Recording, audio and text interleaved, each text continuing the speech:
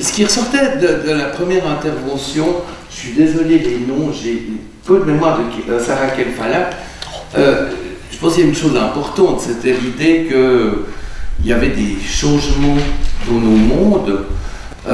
Elle a parlé de cosmopolitisme, d'une plus grande diversité, on a parlé aussi d'hyperdiversité, etc. Mais je crois qu'effectivement, nos mondes se sont transformés, entre autres a été fait référence tout à l'heure à la fin des années 80. Il y a eu des changements, je pense, entre autres, alors c'est une interprétation très rapide, mais plutôt que de parler de plus grande diversité ou de plus de migrants venant d'ailleurs, j'ai envie de dire que la géographie de nos appartenances a singulièrement changé. D'une part, beaucoup de nos appartenances se sont à quelque part dissolues. On ne sait plus très bien à quel monde on appartient. On a beaucoup de peine à partager du sens même avec son voisin. Et puis de l'autre côté, on a des appartenances qui se sont réaffirmées, recroquevillées, j'aurais envie de dire dans mon langage, que ce sont souvent les communautés qui se trouvent dans des états de survie, dans ce monde assez vorace, qui tendent à se recroqueviller sur elles-mêmes. Et dans cette géographie des appartenances, évidemment, les professionnels que nous sommes ont tendance à en perdre leur latin. Bref, il est indéniable que le monde a changé. Je parlais du PowerPoint pour rire, mais au-delà du rire, c'est quand même avec Internet, avec le portable, avec WhatsApp et tutti quanti, c'est tout le lien social qui est bouleversé. Et qu'à quelque part, on vit une migration. Alors, un des mes leitmotifs, c'est de dire que nous sommes tous des migrants. Au-delà du slogan, ça me paraît extrêmement important de se rendre compte qu'effectivement, nous passons tous d'un monde à l'autre, et en particulier quand on rencontre une famille différente, pas seulement venant d'ailleurs. Je me rappelle la première fois que j'ai vu un couple avec un papa, maman transgenre, et l'autre qui avait gardé son sexe, j'étais paumé. J'avais l'impression d'être complètement à l'étranger. C'est-à-dire, avec toutes les familles que l'on rencontre, on est dans un moment de migration. Et ce que m'a enseigné mon expérience, c'est qu'en travaillant avec des migrants, en apprenant je crois, pas mal de choses dans la rencontre avec des personnes venues d'ailleurs, je me suis mis évidemment à finalement me dire que ces aspects-là pouvaient être utiles pour nous tous, nous toutes, dans la mesure où nous étions tous des migrants. Il y a une chose dans le titre, diversité, posture professionnelle. La posture professionnelle, ça me paraît extrêmement important d'y réfléchir, j'y reviendrai. La question de diversité culturelle, ça pose question. Diversité, il n'y a peut-être pas de meilleur mot, mais le problème du mot diversité, ça a d'ailleurs été évoqué indirectement. Je suis désolé, avec vos noms impossibles à prononcer, vous êtes tous des migrants. Non. Donc Mélissa, qui nous disait qu'il y avait un des points aveugles de beaucoup d'intervenants, c'était la question de la précarité. Je crois que si nous sommes tous des migrants, ça ne doit pas cacher qu'on a des différences. Et une des différences pour moi essentielles, ce n'est pas une différence culturelle, mais c'est une différence de la place que l'on occupe dans la société dans laquelle on vit. Et quand je dis place, j'aurais presque envie de dire le capital de reconnaissance que l'on reçoit dans la société dans laquelle on vit et qui est très dissemblable de l'un à l'autre. Le mot culture, j'aime pas du tout l'utiliser parce que je sais pas très bien de quoi on parle quand on parle de culture, je sais pas très bien quelle est la mienne. Je préfère le mot d'appartenance parce qu'en plus on peut le mettre au pluriel et se reconnaître des appartenances plurielles. Et quand on parle de culture, on oublie toujours que les cultures ne sont pas inamovibles, elles bougent sans cesse au cours du temps. Et changeant sans cesse au cours du temps, on ne parle jamais de la même culture quand on parle de culture. Excuse-moi, Marie-Pierre. Donc je ferai attention par rapport à ce terme. Alors je disais que j'allais vendre ma propre camelote. Non, j'ai envie de dire, dans beaucoup d'interventions qu'il y a eu ce matin, j'aurais envie de dire, à part l'intervention de nos théologiens, comment on dit, enfin bref, a été beaucoup mise en évidence l'importance d'acquérir des compétences. Évidemment, c'est très bien quand on parle aux professionnels, il faut que vous acquériez des compétences que l'on nommera de diverses manières, mais entre autres, il y a ces compétences transculturelles, compétences, etc. On a beaucoup assisté aussi sur le savoir, alors avec ses déclinaisons, savoir-faire, savoir-être. Et effectivement, moi je suis d'accord avec vous tous, c'est-à-dire que ça m'a l'air absolument génial les formations que vous donnez. Effectivement, il faut apprendre un certain nombre de choses. Mais je pense que le mot compétence est mal placé. Parce que ça veut dire qu'on peut toujours être plus compétent. Et plus on est compétent, je suis désolé, on s'éloigne des incompétents. Plus on se forme, plus on s'éloigne de nos usagers. Et j'ai bien peur que le problème soit celui-ci, soit le problème de la distance entre les professionnels et les usagers. Et personnellement, je pense que ce qui est le problème, ce n'est pas la connaissance ou le manque de connaissance, mais c'est la reconnaissance, c'est-à-dire comment on peut apprendre, non seulement, j'ai envie de dire, à reconnaître l'autre dans ce qu'il vaut, etc., dans ce qu'il est, mais aussi à co-créer avec l'autre une reconnaissance mutuelle dans notre humanité commune, qui est au fait le berceau du lien social et de tout travail que l'on peut faire avec autrui. J'ai coutume de dire que le lien qu'on a avec nos publics, il a deux faces. Il a une face que j'appelle bêtement utilitaire. Vous allez me maudire pour le mot que j'utilise, qui n'est pas très sympa. Mais je veux dire, être soignant, c'est l'utilitaire, c'est soigner les patients. Être prof, l'utilitaire, c'est enseigner quelque chose, etc., etc. Et on se centre toujours sur cette face. Y compris quand on travaille avec des personnes venues d'ailleurs ou des personnes de chez nous qui sont autres par rapport à nous-mêmes. Or, la deuxième phase, c'est simplement une phase sociale, une phase de relation entre deux êtres humains. Et j'ai envie de dire que le problème, c'est qu'on ne l'a jamais appris dans nos formations à nous centrer sur cette phase-là. Donc j'ai envie de dire qu'il ne s'agit pas pour moi, d'accroître nos compétences, il s'agit de déconstruire nos savoirs et de recommencer par le socle et d'imaginer et de travailler comment on se relationne avec l'autre, avec un autre qui est en position asymétrique avec nous. On a un capital de reconnaissance souvent bien plus grand que celui de nos publics et il s'agit de trouver un moyen de descendre de ce piédestal pour pouvoir j'ai envie de dire, co-créer ensemble un sens partagé avec nos publics qui nous permettent d'envisager ensuite une action commune, j'aurais aussi envie de dire. Alors, par rapport à ça, je pense qu'il faudrait, à mon sens, se centrer sur un aspect essentiel. C'est ce que j'appelle les similitudes fondamentales, c'est-à-dire retrouver, repenser les similitudes fondamentales qui existent entre tous les êtres humains. Alors je veux aussi un peu titiller nos guillemets théologiens, je ne sais pas si on dit les théologiens aussi pour les rabbins. Vous pouvez dire ce que vous voulez. Ok, non mais j'ai peur de... Non, parce qu'ils ont signalé une similitude fondamentale, hein, la spiritualité. Et je dois avouer que moi je suis... Non mais c'est terrible, hein. Je suis un athée irréductible. Dieu merci. Et même le mot de spiritualité me froisse. C'est atroce, il me froisse terriblement. Je dis non, mais c'est pas pour moi, je confonds toujours spiritualité et religion. Mais...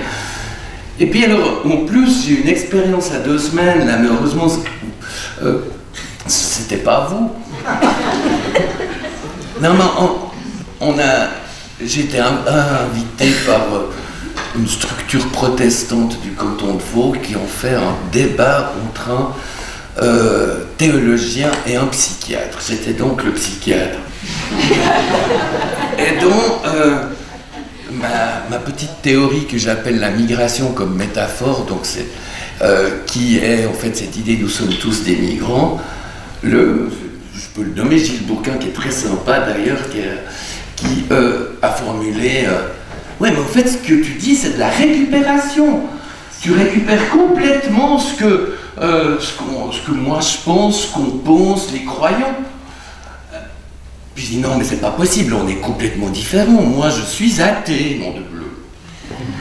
Et ce qui est frappant dans ce que vous avez dit les trois, outre le fait que j'ai trouvé admirable à chaque fois dans ce monde où justement les murs des mosquées, des synagogues et des églises s'épaississent sans cesse, le fait de parvenir à ce dialogue en public me fait toujours un immense plaisir. Et c'est vrai qu'au travers de ce que vous disiez, je crois qu'il y a d'autres similitudes fondamentales qui pour moi ont été signalées par vous. Bon, déjà, il y a le mot reconnaissance qui est apparu à une nombre de reprises. Et je pense qu'on a effectivement une capacité de reconnaissance qui est malheureusement mal utilisée et qui est universelle. Il y a d'autres similitudes fondamentales que l'on a, qu'on n'a peut-être pas formulées comme telles aujourd'hui. Vu que vous avez parlé, Monsieur Reist, d'infini, moi j'aurais envie de dire on a comme une autre similitude fondamentale, vous allez m'en vouloir. Hein. Les trois, c'est notre finitude. Et c'est notre finitude et qu'on a de la peine à reconnaître, accepter la finitude aussi de ce que peuvent faire les professionnels. Ça, on a des fois de la peine à pouvoir se supporter ses limites. Il y a aussi une autre similitude fondamentale, c'est le fait, alors ça, de moins en moins, les soignants et les travailleurs sociaux et les enseignants le reconnaissent, hein, fleurissent ici ou là des unités pour les populations vulnérables. Il n'y a rien de pire. Parce que ça voudrait dire qu'il y a des invulnérables. Et que nous serions les invulnérables. En fait, une de nos similitudes fondamentales, c'est notre similitude de notre vulnérabilité. Et je pense que notre posture professionnelle doit se révolutionner, mais il faudrait l'apprendre, en fait, dès les premières années de formation, et pas dans des casses après 15 ans de pratique professionnelle, c'est-à-dire réapprendre à se reconnaître comme vulnérable à l'égal des personnes avec lesquelles on travaille. Alors, ça veut dire, et là je reviens à ce que M. Wardiri a dit tout à l'heure, c'est un mot qu'il a utilisé, c'est-à-dire il s'agit de dédogmatiser nos savoirs, de dédogmatiser nos dictionnaires de pratique. Il s'agit, je suis désolé Michel, mais plutôt que de complexifier. C'est vrai, on est dans une époque, il faut prendre conscience de tout ce qui est complexe. Et j'ai envie qu'il faudrait plutôt réduire d'une certaine façon, la façon des phénoménologues. Il faudrait pouvoir réduire, retrouver quelque chose qui est essentiel au lien avec l'autre et sans lequel aucun travail n'est possible. Et donc cette réduction dont je parlerai, il s'agirait de pouvoir peut-être penser ou réfléchir à des approches communautaires qui ne sont pas simplement des approches dans un contexte en prenant en compte le contexte, mais où on permet au public avec lesquels on travaille, ces personnes dans l'altérité, d'être comme j'appelle, pour moi c'est ça la définition du communautaire, ça serait d'être co-auteur et co-acteur de leur devenir propre. Ça peut s'agir des familles, il peut s'agir de communautés plus larges, mais comment est-ce qu'on peut tenter d'être co-auteur ensemble? C'est-à-dire de réhabiliter l'autre dans son pouvoir dire et son pouvoir agir. Alors moi je dis, c'est super bien, vous venez ici pour un catalogue de formation, et je pense que c'est vraiment super chouette toutes les formations qui sont données, mais je pense qu'on a un effort terrible à faire tous. Et moi j'ai vraiment de la peine, hein. Ce soir devant le match, je ne vais pas réussir. Hein. C'est-à-dire pouvoir élaborer un peu le deuil de ce que l'on croit être, quelqu'un de super généreux dans le rapport à l'altérité, voilà. Faire élaborer le deuil d'un certain nombre de compétences acquises, élaborer le deuil de notre posture usuelle de professionnel apprise avec tous les publics. C'est seulement cette élaboration de ce deuil, et vous savez qu'un deuil, ça prend du temps, qui nous permettra peut-être d'être des professionnels qui se reconnaîtront d'abord comme humains avant d'être psychiatre, psychologue, médecin, rabbin, etc., etc. Bon, je pourrais en rajouter, mais j'ai pas fait mon temps, en fait, avec tout ça. Mais non, t'as encore 13 minutes. Mais vous voyez, moi, voilà. Alors, je vais dire un tas d'autres choses.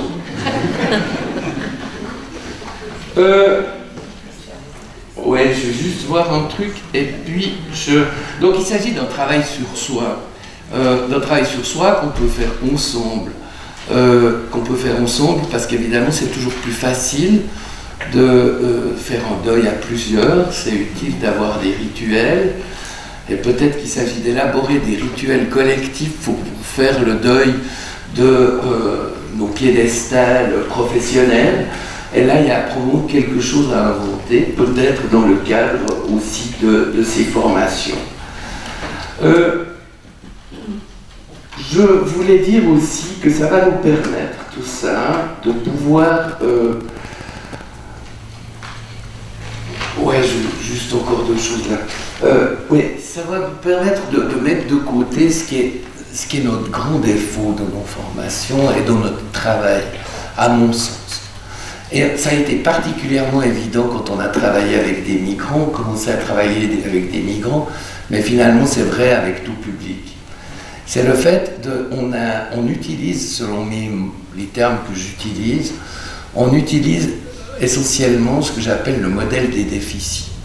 C'est-à-dire qu'on considère la différence d'autrui comme un déficit qu'il a vis-à-vis de nous. Comme un déficit, c'est impressionnant quand on lit des rapports de l'assurance invalidité, enfin des experts de l'AI par exemple, ils montrent une incapacité à surmonter ses douleurs. Quand on voit un rapport d'un psychologue scolaire sur un enfant, au-delà du fait qu'on lui trouve un QI dans les chaussettes sans se préoccuper du fait qu'il est évident qu'un enfant d'une autre origine est systématiquement sous-évalué, ce que chacun devrait savoir, mais ce qu'on a l'impression d'oublier. Au-delà de ça, on va parler dans le rapport de sous-stimulation de la part des parents, parce qu'il n'y a pas des Playmobil à la maison.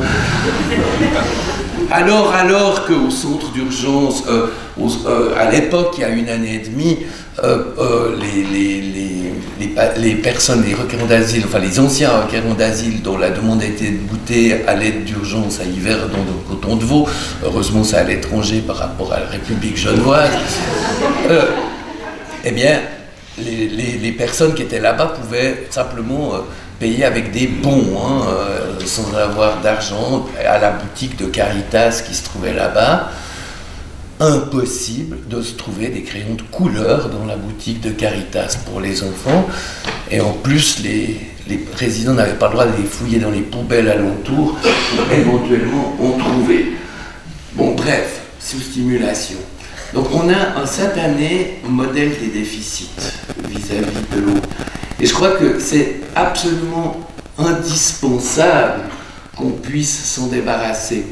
Mais le modèle des déficits, il est totalement corollaire de notre quête de compétences, qui n'est en fait finalement qu'une façon déguisée de quêter nous-mêmes de la reconnaissance. Alors ça j'ai beaucoup apprécié, c'est le fait de dire, quand Cathy, François et son collègue ont signalé que, ou c'était peut-être Mélissa, je ne sais plus, bref, c'était peut-être les deux. Mais le fait que effectivement, c'est aux professionnels de faire le premier pas. quand on se trouve par rapport à ces différences. C'est lui qui doit d'abord mettre en cause sa posture. Simplement parce qu'il est du côté des nantis, simplement parce qu'il a plus de possibilités, qu'il a il a un capital plus important pour sortir de l'impuissance. Et donc c'est notre responsabilité pour sortir de ces situations d'impuissance.